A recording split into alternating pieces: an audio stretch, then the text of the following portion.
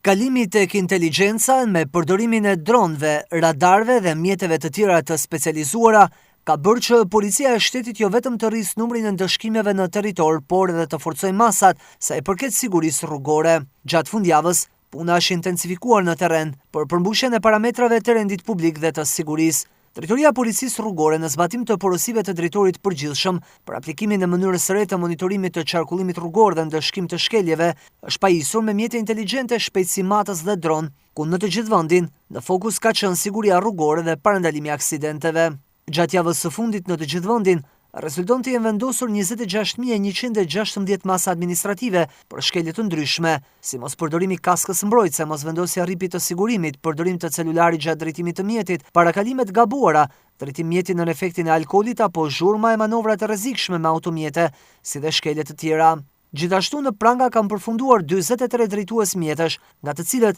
26 për drejtim mjeti në gjendje të dehur dhe 22 të tjerë për drejtim mjeti pa leje drejtimi. Monitorimi intensiv është ushtruar edhe në qendrat e banuara për parkimet e gabuara që pengojnë lëvizjen e lirë të mjeteve të emergjencës, krijojnë fluks në trafik apo pengojnë lëvizjen e qytetarëve të lirë në trotuare.